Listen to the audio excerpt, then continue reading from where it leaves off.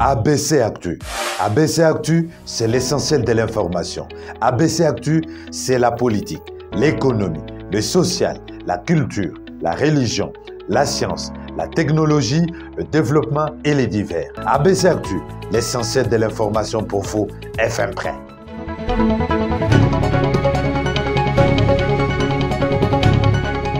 L'essentiel de l'actualité de la RDC, c'est tout de suite avec ABC Actu. 1er décembre 2022, journée dédiée à la lutte contre le VIH-Sida. L'ONG Médecins Sans Frontières en a profité pour se souvenir de son arrivée à Kinshasa il y a 20 ans.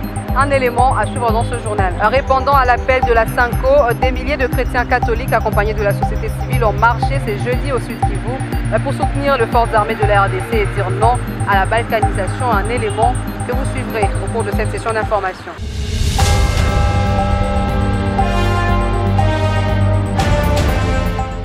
Bonsoir et bienvenue à tous. Fructueux échange entre le chef du gouvernement Jean-Michel Samalou Kondé et une délégation du groupe Fortescue Future Industries sur la mise en œuvre du projet Grand Inga qui sera bientôt lancé. Regardez. Mise en œuvre du projet Grand Inga et développement des industries vertes en République démocratique du Congo. C'est dans ces cadres que le chef du gouvernement Jean-Michel Samalou Kondé a reçu le mercredi 30 novembre 2022 une délégation du groupe Fortescue Future Industries représentée par sa directrice générale et chef de délégation Julie Shuttleworth, en présence du conseiller spécial du chef de l'État en matière d'infrastructure, Alexis Kaembe, et de quelques membres du cabinet du chef du gouvernement. Cette entreprise est partenaire à la RDC dans le développement du projet Grand Inga et des industries vertes, notamment dans la production de l'hydrogène afin de permettre la transition énergétique au pays. Après échange, la directrice générale de Fortescue Future Industries a annoncé le démarrage imminent de travaux préparatoires après la signature des contrats qui intervient incessamment, ce qui permettra à la création de plusieurs emplois en République démocratique du Congo. Nous avons eu une excellente réunion avec son Excellence Monsieur le Premier ministre et nous avons partagé autour de ce grand projet du Grand Inga et de toutes les industries vertes qui viennent. Il nous a fortement encouragés, d'autant plus que nous commençons les travaux assez rapidement. Nous sommes ici pour signer l'addendum de notre contrat, mais après nous allons commencer les travaux préparatoires qui vont donner énormément d'emplois et énormément d'opportunités. Et à la signature de l'addendum, nous prenons tous les engagements nécessaires pour être en mesure d'engager les travaux. Merci. Signalons que la signature de l'addendum va ouvrir la voie à plusieurs autres projets qui vont être développés à travers les 145 territoires de la RDC afin de matérialiser la vision du chef de l'État Félix-Antoine Tshisekedi. Samalou Kondé tient un mordicus au démarrage de travaux, raison pour laquelle il a encouragé cette entreprise de se mettre rapidement au travail une fois le contrat signé.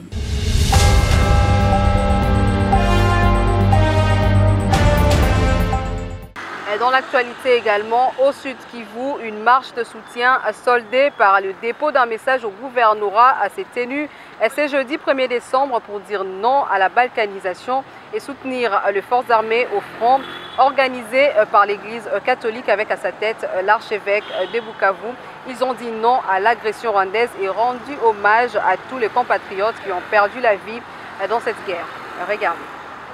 Impressionnante mobilisation, une marée humaine inédite s'est formée dans la capitale du Sud Kivu à l'appel de la SYNCO. Venus de différentes paroisses de la ville, des milliers de chrétiens catholiques, des prêtres, des écoliers et de la société civile Force Vive ont pris d'assaut l'artère principale de la ville, un déferlement sans pareil dans ce Bukavu uni autour de l'archevêque de Bukavu, François-Xavier Maroy Roussengo, et du gouverneur du Sud Kivu, Théo Ngwabidje Kassi, accompagné de son vice-gouverneur, Marc Malago Kachekere, tous pour apporter leur soutien au FARDC engagé au front contre les M23, mais aussi au président de la République, Félix-Antoine Tshisekedi. Parti de la cathédrale Notre-Dame de la Paix, la marche a eu comme point de chute le monument des martyrs. Dans ce mot et dont le mémo a été remis au gouverneur, François-Xavier Maroy a appelé les filles et fils de la province à l'unité et la cohésion pour faire face à l'agression étrangère au Nord Kivu et dont les menaces pèsent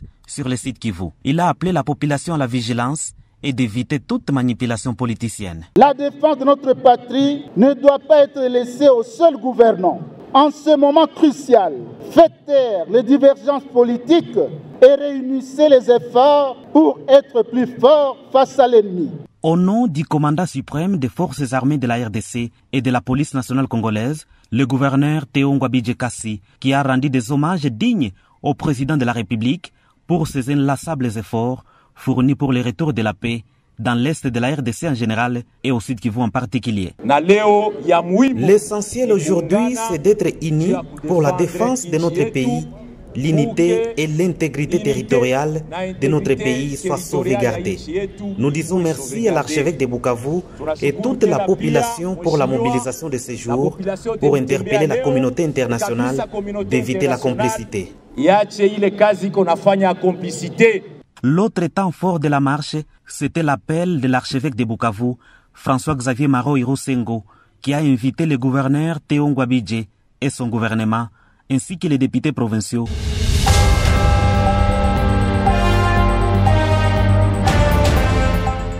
À l'Assemblée provinciale de Kinshasa, interpellé pour la question d'insécurité, le ministre provincial de l'Intérieur, Didier Tengelito, affirme que le gouvernement provincial alloue par année une somme de 3 milliards pour la sécurité de la ville. Indigné au sortir de cette séance plénière, les députés provinciaux Eric Boukoulou s'est exprimé à la presse sur cette matière et se pose des questions pour savoir plus sur la chaîne des dépenses de cet argent. Regardez. C'est une joie pour moi de voir l'allure qu'a pris ces débats. Mes collègues députés, tout le monde s'est déchaîné. Une preuve que cette histoire des Koulouna, c'est vraiment un problème qui affecte toutes les couches de la société. Alors ici, il n'est pas question de faire la tradition, c'est-à-dire que d'appeler un ministre, d'interpeller un ministre, il vient, il répond, la procédure, et puis voilà. Sinon là, on ne rend pas service aux Kinois. C'est question de trouver des solutions. Si on ne trouve pas de solutions, alors on devra changer les acteurs par d'autres acteurs qui ont des solutions. Je ne sais pas si vous me comprenez. Donc c'est ça. C'est question de... Parce qu'à cette allure, 2023 c'est une année électorale. Vous savez ce qui se passe pendant les élections avec cette histoire de Dorosuga. On aura une guerre civile dans la capitale. Donc il faut vraiment des solutions. À mon humble avis, cette procédure ne doit pas prendre fin s'il n'y a pas de solutions concrètes. S'ils ont besoin d'argent, comme il a soulevé, ils auraient dû nous dire ça. C'est la 4e année qu'ils viennent nous faire voter un budget. Dans une ou deux semaines, ils vont nous faire voter un autre budget. Ils n'ont jamais précisé qu'ils avaient besoin d'argent pour finir avec le problème de Koulouna. Et toutes les questions ont été posées là-bas, dans le sens de combien, supposons que voilà, la police ne dépend pas d'eux comme ils le disent. Mais c'est quand même placé sous leur autorité. Combien de sous-sièges ont-ils construits depuis qu'ils sont là? Combien de véhicules ont-ils donné à la police? Combien leur donnent-ils pour les frais de bouclage et autres? Moi, j'ai appris qu'ils ne donnent rien. Depuis qu'ils sont là, ils ont donné 3 mois seulement et 15 000 $ par mois pour 15 millions d'habitants. La police, on nage dans des 13 000 effectifs. Quelle opération on va faire avec ce nombre-là? Donc je pense qu'il faut vraiment des solutions. Solution concrète, c'est nous dire combien ils donnaient, combien ils vont donner à la police, et ils vont donner quand et à qui, par exemple, parce qu'ils disent que ce n'est pas sous leur autorité.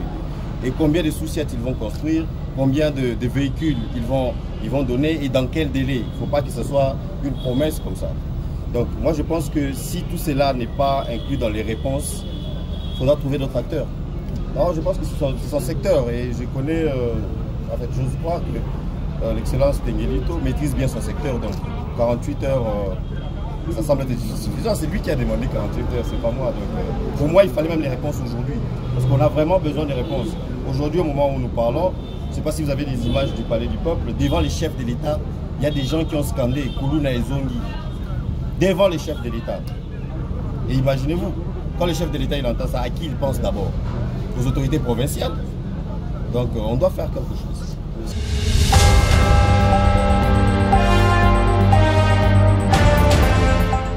Publié le samedi 26 novembre 2022 par la CENI, le calendrier électoral est pointé du doigt dans certains états-majors de partis politiques. C'est dans ce sens que le porte-parole d'Envol, Rodrigue Ramazani, s'est livré à cœur ouvert au micro d'ABC Actu.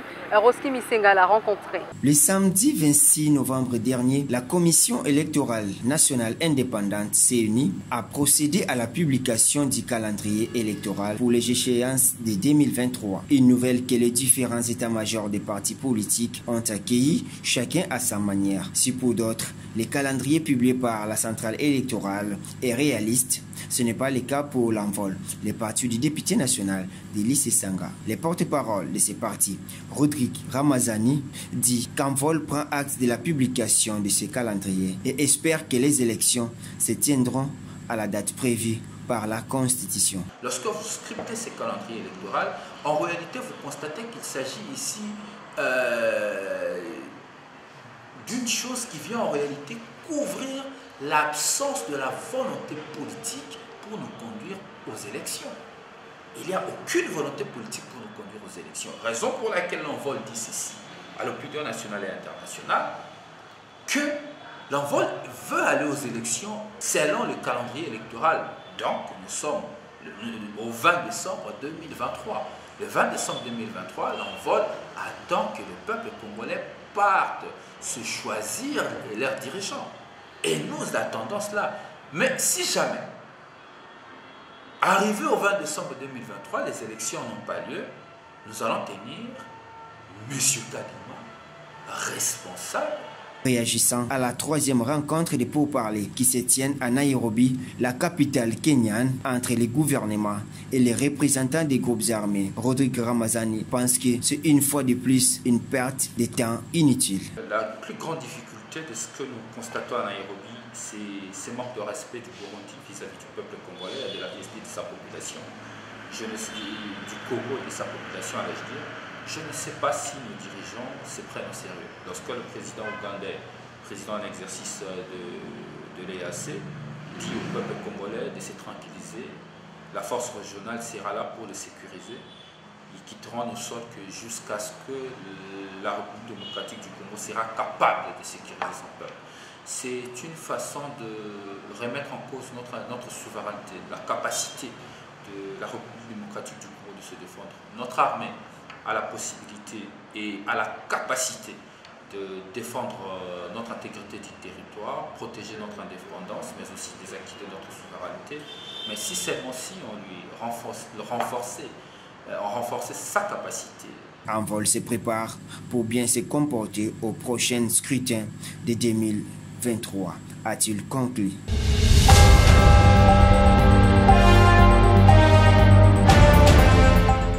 La population déplacée suite aux affrontements entre le FARDC et le M23 dans le territoire de Rutshuru a bénéficié d'une assistance médicale venue du président national d'Ensemble pour la République, Moïse Katumbi Chapwe.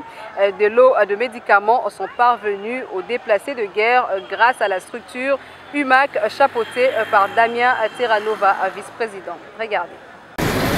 Loin de son Katonga natal, l'honorable Moïse Katumbi continue à partager la douleur qui ronge ses frères et sœurs de l'Est du pays, du temps où il remettait le bloc opératoire ultramoderne à la population des Bénis pour toutes les interventions chirurgicales. Des milliers de déplacés qui ont fui les combats entre les forces armées de la RDC et la rébellion du M23 en territoire de Rutshuru ont également bénéficié d'un lot important de médicaments dans les structures sanitaires des Kanyarushina et Kibati, précisément à Goma. Il faut simplement croire l'honorable Moïse Katumbi sur parole. Et nous remercions son Excellence honorable Moïse Katumbi pour l'assistance qu'il n'a jamais cessé à apporter à la population de Kibati. Ce centre de santé a été conçu grâce au financement du tout-puissant Mazembe à travers son président Moïse Katumbi, qui avait voulu assister les déplacés encore de la guerre de M23 de 2013 qui était cantonné dans le cas de Mugunga. Cette assistance en médicaments arrive à point nommé, alors que plusieurs maladies sont déjà déclarées dans les camps de déplacés abandonnés à leur triste sort, et c'est entre autres le choléra. Regardez ces camps. Il y en a plusieurs sur cette route. Les gens sont en souffrance. Il manque à manger, il manque à boire. Pour parvenir ces kits aux victimes, c'est alors M. Patrick Mundeke qui a représenté le président Katumbi. Le président Moïse, j'ai la preuve, et tous les Congolais maintenant commencent à avoir la preuve, que probablement c'est le seul homme politique qui aime réellement les Congos. Parce qu'on ne peut pas aimer les Congos sans aimer les Congolais. Il a appris qu'il y a une épidémie de choléra qui s'est déclenchée dans les camps de déplacés ici. Il a appris que les centres de santé qui sont au front, qui accueillent des centaines de milliers de déplacés, sont en cours de médicaments. Il n'a pas hésité un seul instant de nous dépêcher. Des vies humaines sont alors sauvées par ces simples gestes des cœurs posés par Katumbi. Kwa jina monsieur chef de zone ambaye tuna represente kwa leo, tunasema asante sana kwa honorable Moise Katumbi na tunamwomba aendelee kutukumbuka siku zote. Haiko ndio kitendo ya kwanza anatutendea, hiyo siku nyingine alifanya visite. Ces ravitaillements en médicaments dans ces deux centres.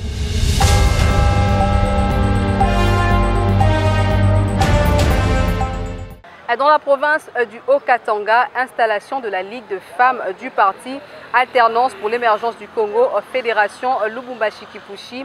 Henri Yamba installe le comité avec à sa tête Zita Chifoulou. Des détails que je vous propose de suivre. Dans le cadre de la redynamisation du parti, l'Alternance pour l'émergence du Congo, dans sa fédération Lubumbashi-Kipushi, s'est fait l'honneur d'accueillir la cérémonie d'installation de la Ligue des femmes de l'ASC avec à sa tête Zita Chifoulou en la présence du président national Georges Kazadi, accompagné du vice-président Henri Yamba et autres cadres du parti. Officiellement installé, Zita Chifoulou s'exprime en ces termes. Nous, la Ligue de la femme de l'ASC, saluons cette occasion et la saisissons pour s'engager ensemble avec vous sur les grands enjeux de l'année 2023 qui pointent déjà à l'horizon. Répondant à l'appel du chef de l'État Félix-Antoine Tshisekedi, celui de la cohésion nationale, en cette période où la RDC fait face à l'agression rwandaise sous couvert du M23, Henri Yamba a exhorté les militants à soutenir les forces armées de la RDC et à se mobiliser pour rendre l'ASC encore plus forte en rejetant les antivaleurs. Politique et technicité. Hein? Nous démarquer de telle façon que tout on est n'a pas mal surtout. Après on a kulenga sana. Est-ce que vous avez ma ASC lenga? ASC kwa nini? ASC chua. ASC chua. ASC chua.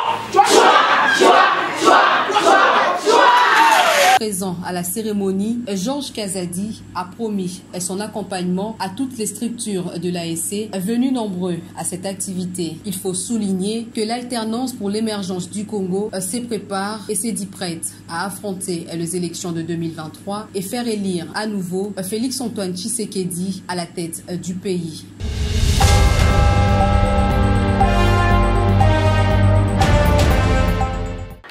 Je l'ai annoncé au sommaire, 1er décembre, journée dédiée à la lutte contre le VIH-Sida. L'Organisation mondiale de la santé appelle à la fin des inégalités qui persistent au niveau de services les plus élémentaires comme le dépistage et le traitement. Et en République démocratique du Congo, l'ONG Médecins sans frontières se rappelle de son arrivée à Kinshasa et de ses progrès réalisés dans cette lutte. Regardez. Elle ouvre ses portes à Kinshasa au mois de mai 2002. L'ONG Médecins sans frontières se trouve confrontée à une situation difficile et critique. VIH avant 2000, je n'aime pas penser à ça. À l'époque, être infecté par le VIH équivalait pour beaucoup à une condamnation à mort. Le traitement antirétroviraux existait, mais ils étaient hors de prix. Médecins sans frontières a dû faire face à l'affluence des patients, et plusieurs d'entre eux avec un état avancé de la maladie. Les traitements étaient très peu disponibles et hors de prix pour la majorité d'entre eux. Du coup, nous avons démarré notre prise en charge ici au centre de traitement ambulatoire de Kabinda. Dans ces contextes-là, on était très vite débordés. Les gens affluaient de tous côtés de la ville du matin jusqu'au soir et il était difficile de tenir dans ces conditions. Pour élargir l'accès aux soins et aux traitements, Médecins sans frontières s'est donc lancé dans un programme d'appui à des centres de santé et des hôpitaux. Je dois avouer qu'en regardant ces images, je suis très émue. J'aimerais voir jeune médecin d'il y a 10 ans et la passion avec laquelle je me battais déjà dans cette lutte contre le VIH et de me rendre compte aujourd'hui que le chemin à parcourir reste encore long. C'est très frustrant de voir les patients dans quel état ils arrivent aujourd'hui.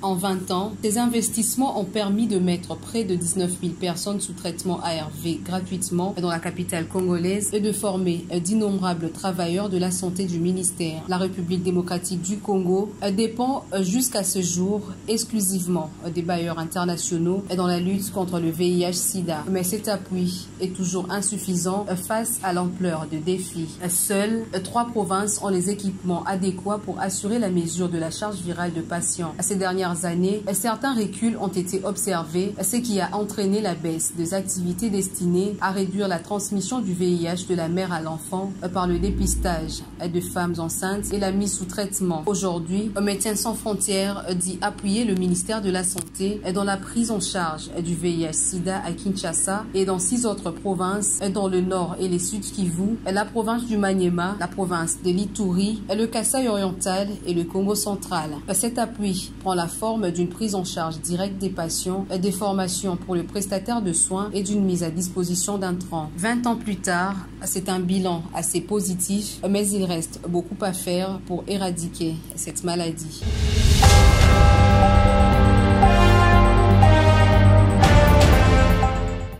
Ce journal tend déjà à sa fin, place au rappel de titre. 1er décembre 2022, journée dédiée à la lutte contre le VIH-Sida, l'ONG Médecins sans frontières en a profité pour se souvenir de son arrivée à Kinshasa il y a 20 ans, un élément que vous avez suivi au cours de cette session d'information. Répondant à l'appel de la Sanko, de milliers de chrétiens catholiques accompagnés de la société civile ont marché ce jeudi au Sud Kivu pour soutenir les forces armées de la RDC et dire non à la balkanisation. C'est la fin de cette session d'information. Merci à tous de nous avoir suivis.